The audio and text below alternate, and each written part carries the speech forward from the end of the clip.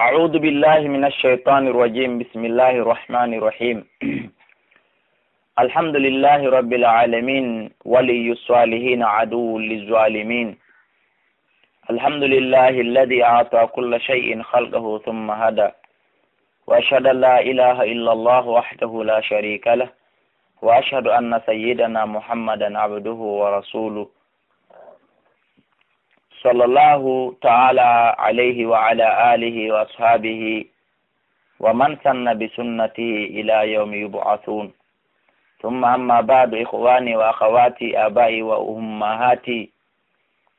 مشايخي وأساتذتي، أيها المستمعون الكرام،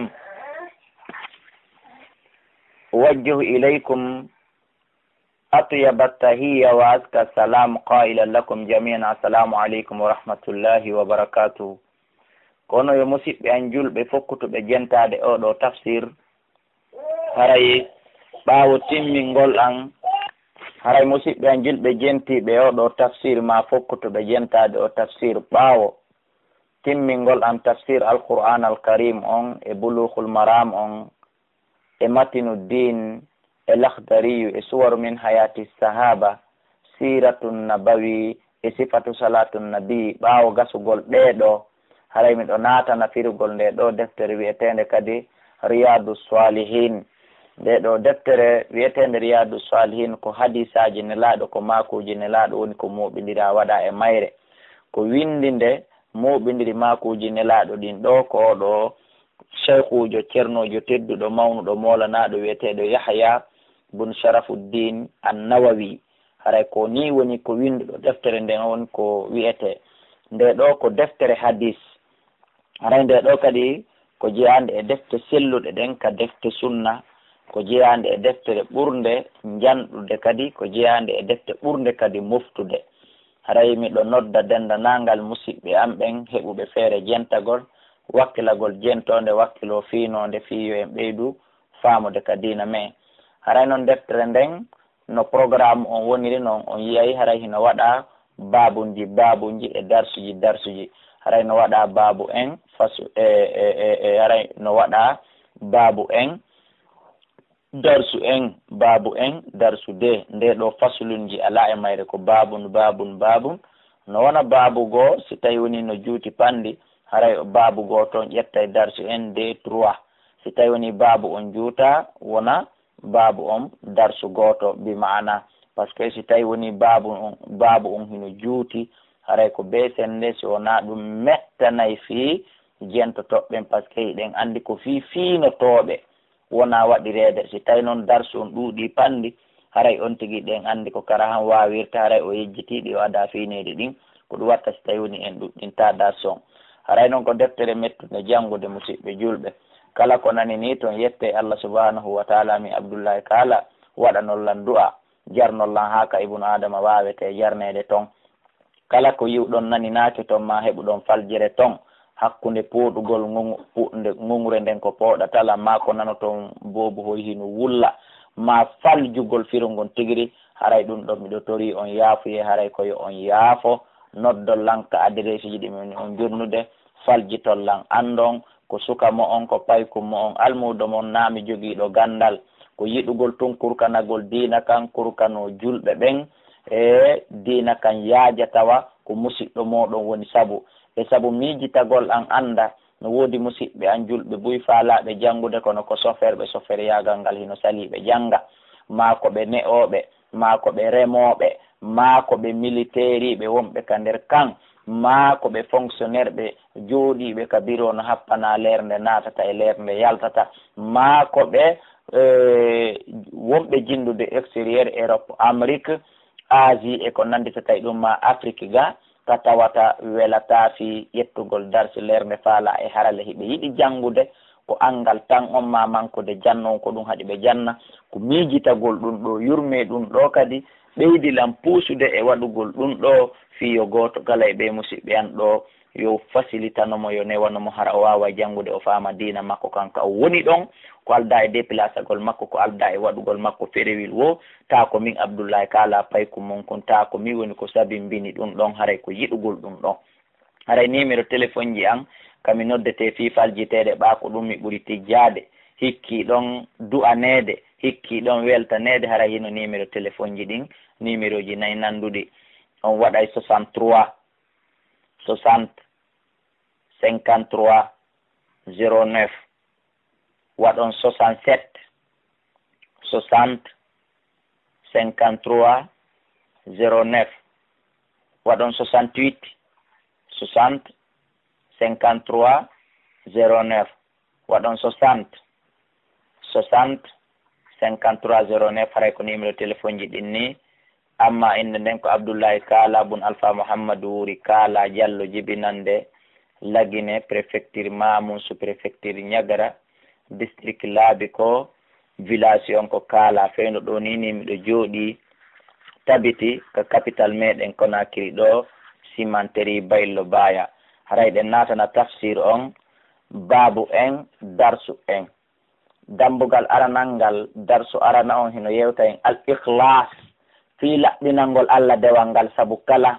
yangi diina ko yangiɗa waɗɗa ko yangi kentiɗi wo ko golle ɗen ɗuuɗi wo si tawi a laɓɓinanali Allah anni e on tawi na fi Allah waɗirɗa ko fiyo wowle ko fiyo nane ko fiya wacce ko fiya mante haray e mara baraji ka Allah bal ko bakkatu wodanma. ko ɗum waɗi ɗo cheikhuji on ɗo o adi classe de hadiseje yewtuɗe ɗen fi laɓɓingol anniye e kala golle ko gollata kon fiwata golle on tigi ɗen bonu. ko ɗum waɗi so adori ɗum ɗo kanko cheikhuji on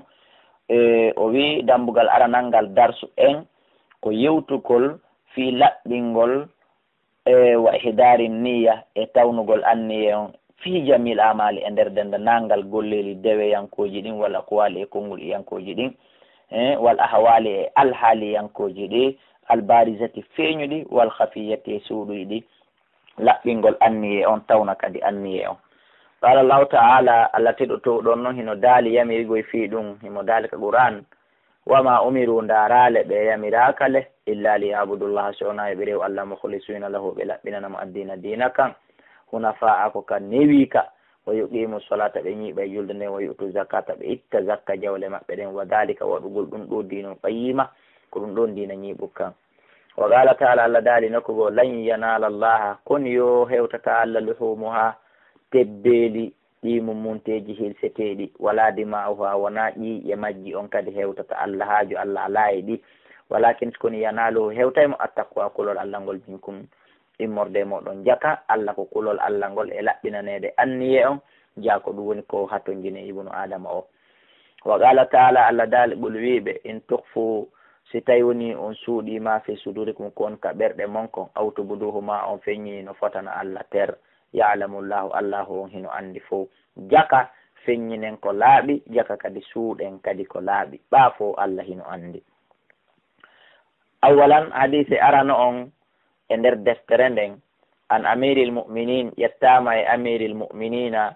e ko ɗoni sayyidina Umaru abi Hafsa nen e abi Hafsa ben nene Hafsa on ɓeygu nelaɗo o ɗo wi'eteɗo Umar bun al-Khattabi bun Nufail bun Abdul Uzza bun Ribah bun Abdullahi bun Qurti bun Razah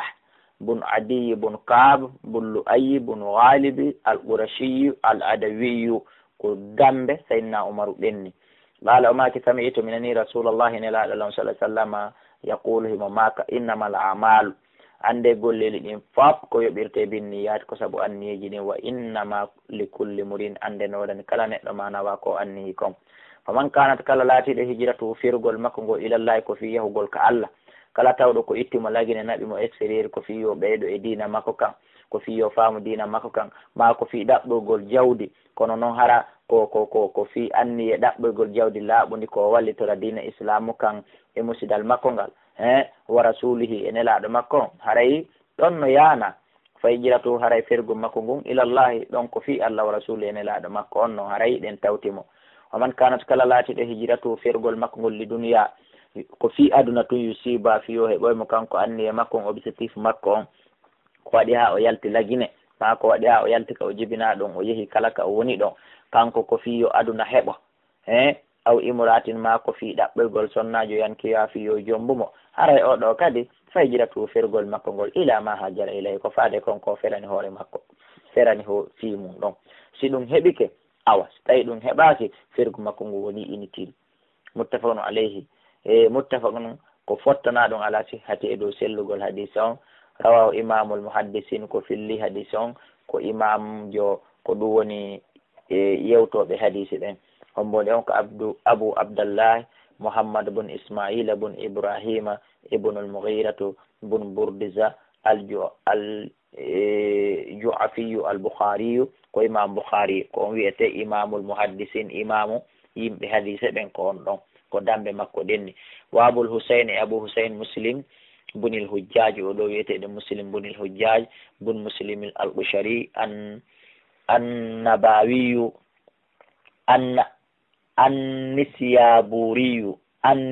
annisaburiyu radiyallahu anhum fi sahihima ka nder defte maɓɓe ɗiɗi selluɗe won sahih bukhari e sahih muslim. Allah dayni ɗen ɗe andanɗa hoorema huma asahhu ko ɗen ɗon ɗiɗi ɓuri sellude alkutube e defte ɗen fop almusannafa walli faɗɗen fop ɓaawo alqur'anul karim feƴƴi ko bukhari e muslim ko sahih bukhari e sahih muslim woni ko ɓuri ɗum hino fottana.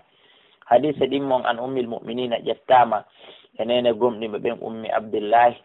e biro abdullahi ko ɗum woni aishata nene men aicha radiallahu anha. ɗon noon qissa seeɗano ɗon hollali ko nene aicha woni ko jibini abdullahi ko jibini abdullahi ko nene meɗen khadijata radiallahu anha binti khuwaylidin. nene aicha jibinanali nelaɗo nene aicha jibinali ɓiɗɗo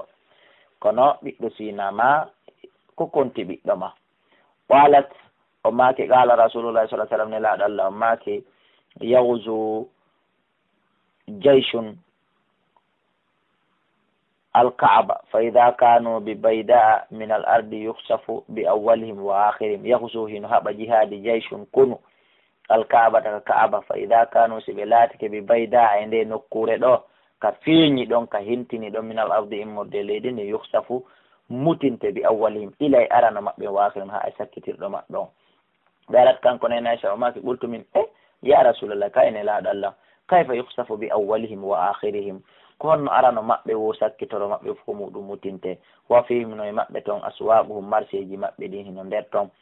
wa man laysa minhum e on mo jeyaka e maɓɓe kamɓe bomɓe ɓe kono ɓe fof ɓe hawtodirteɓe mutine. qala nelaɗo make yuhsafu bi awwalihim wa akhirihim ko ɗum mi inni mutinte ka leydi ilay arano maɓɓe ha e sakkitiɗo maɓɓe tumma yub'athuna aligoyɓe fof ɓe halkete bonɗo on wo moƴƴo on wo faggitiɗo bone on wo mo faggitaki bone on wo kono différence on kaka darngal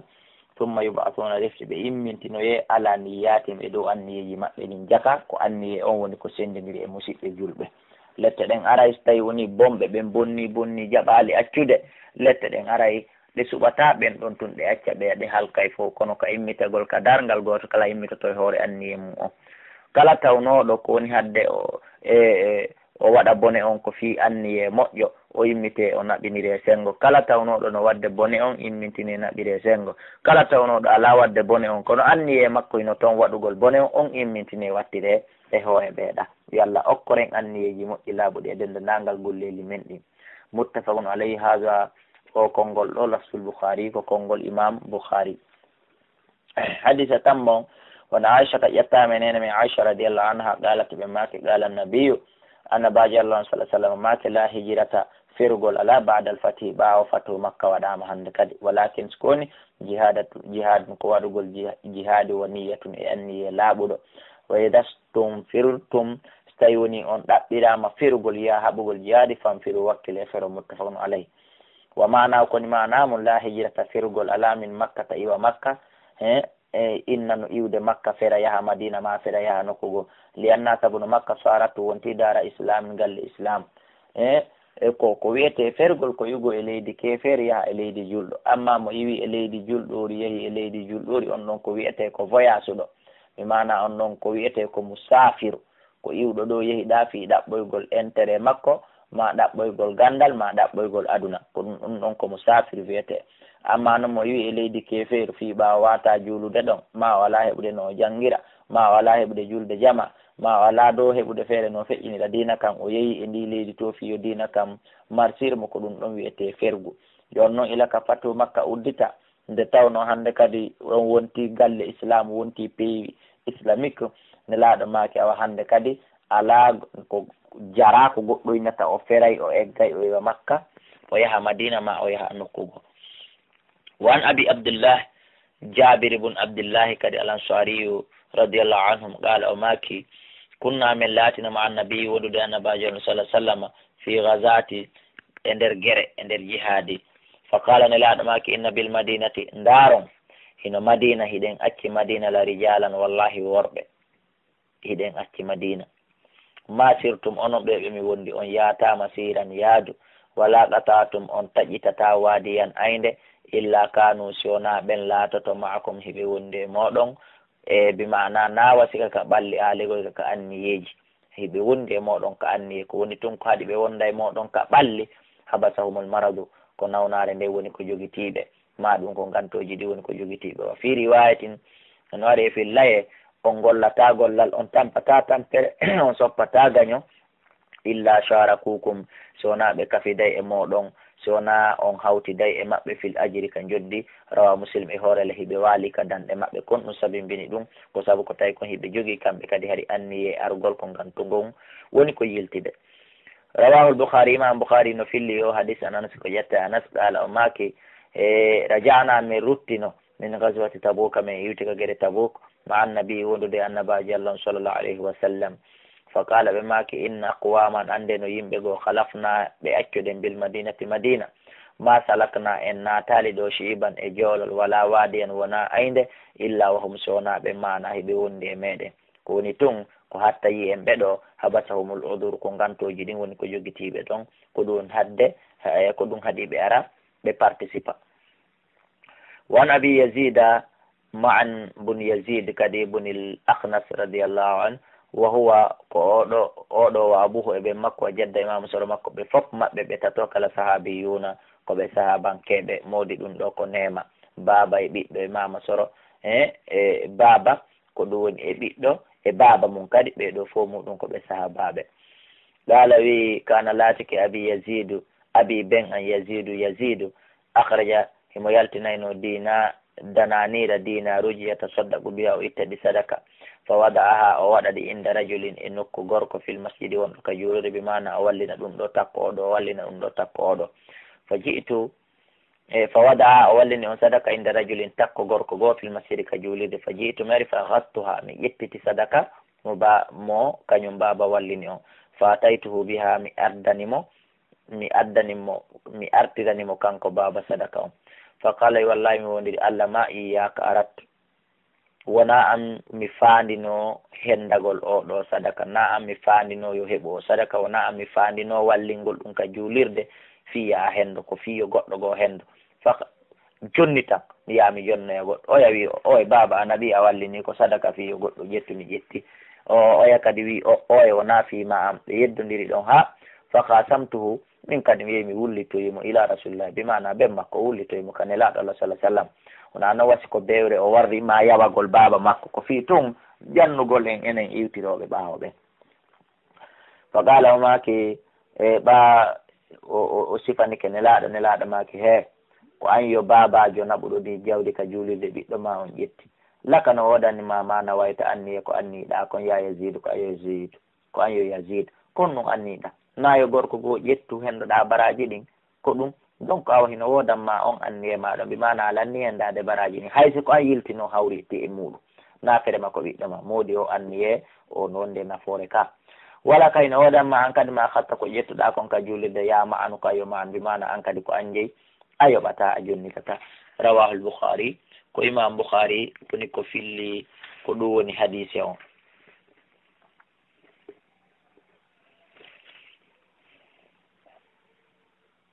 haray ko ɗo woni ko darsu en on lanni inchallah wallahu a'la wa